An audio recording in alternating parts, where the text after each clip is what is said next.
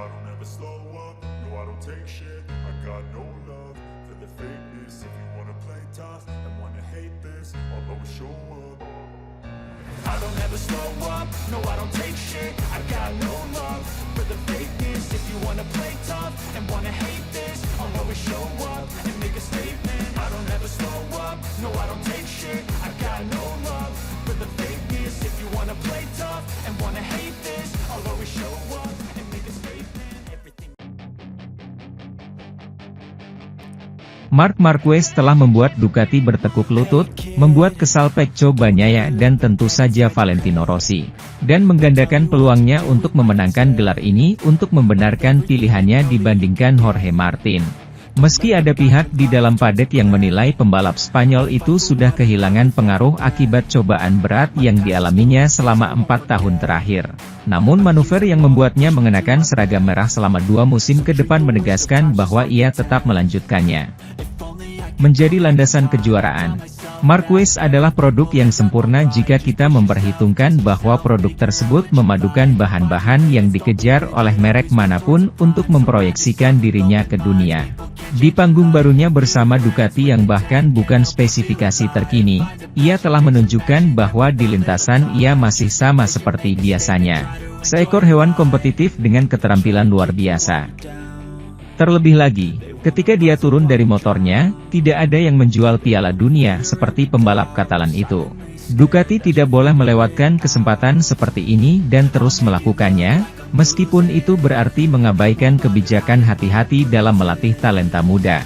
Cara melakukan serangan bukanlah yang terbaik jika kita melihat perlakuan yang diberikan kepada Jorge Martin. Namun, Ducati menyerah kepada sosok sedekat Machiavelli yang menyatakan bahwa tujuan menghalalkan segala cara.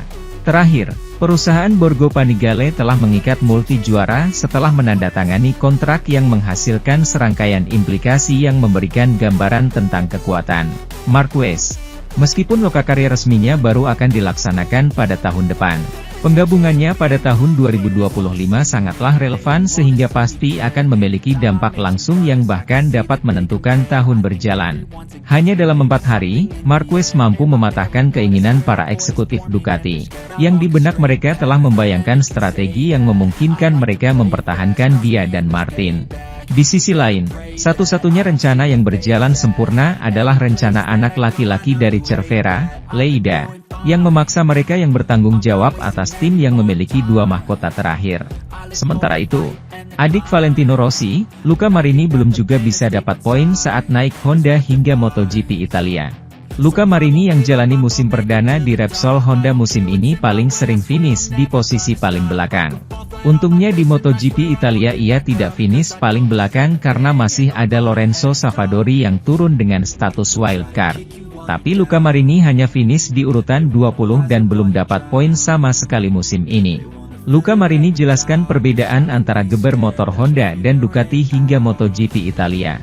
Pertama, dalam pengereman Ducati sangat mudah mencari lap time dengan cara mengerem lebih telat, ungkapnya. Tapi Honda juga enak dikendarai dan saya merasa menikmatinya, lanjutnya.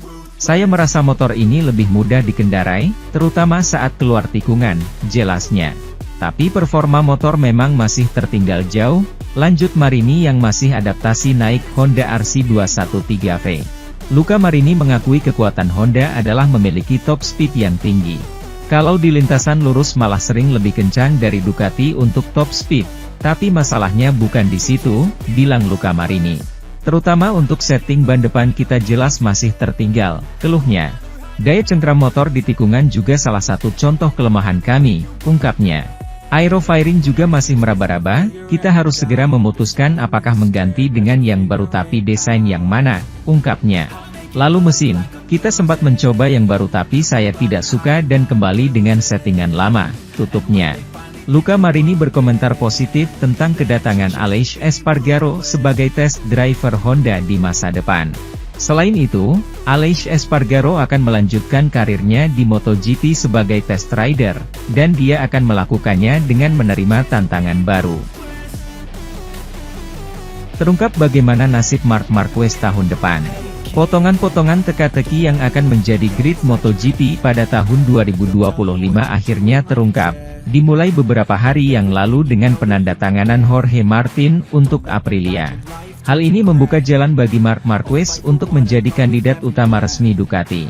Dan hari ini telah dipastikan bahwa merek Italia tersebut tetap mempertahankan juara dunia 8 kali tersebut. Beberapa menit yang lalu diumumkan di jejaring sosial resmi perusahaan. Ini berarti bahwa Marc Marquez sekali lagi menjadi pebalap resmi MotoGP.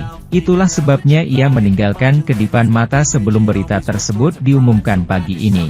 Namun kali ini bersama Ducati. Secara historis, perubahan ini tidak berdampak baik bagi pebalap lain, tetapi perubahan dari Cervera bekerja sangat baik pada motor perusahaan Italia tersebut, dan meyakinkan mereka untuk membawanya dan meninggalkan sepeda gratis untuk Gresini. Hal ini terkonfirmasi di profil sosial pembalap asal Ilerda yang setelah menjalani musim di Gresini Racing yang harus berakhir, mungkin mengikuti jejak para pembalap terdepan, akan menjadi ofisial. Artinya, ia juga akan menjadi rekan setim baru Pecco Bagnaia. Faktanya, dia mengatakan bahwa dia sudah bekerja dengan baik dengan Enea Bastianini, tetapi dia harus menerima Marc Marquez tahun depan di kotaknya. Meskipun dia dan saudaranya Alex merupakan pasangan yang sangat baik, Marc telah memutuskan untuk melangkah lebih jauh dan memilih tim yang telah memenangkan MotoGP selama 2 tahun. Yang jelas dia ingin juara lagi, makanya dia masuk ke tim Bagnaia, jadi ini tak lebih dari pernyataan niat. Ini sekali lagi akan menjadi akhir musim yang menarik, nanti dengan tes pramusim pertama di mana Marquez akan terlihat untuk pertama kalinya di tim Lenovo. Di sisi lain, mantan Direktur Olahraga LCR Honda, Oscar Haro, menganalisis penandatanganan mengejutkan Jorge Martin untuk official Aprilia dan dugaan keputusan Marc Marquez untuk bergabung dengan official Ducati. Sementara itu, Alberto Puig berbicara tentang kiprah Honda di tes Mugello. Situasi Honda nampaknya tidak bergerak maju meski ada konsesi yang dimiliki merek tersebut. Namun orang Jepang tidak menyerah, terus bekerja untuk memecahkan masalah sepeda motor. Joan Mir sudah menyatakan, dalam beberapa pekan terakhir, HRC sudah mengambil jalan yang benar.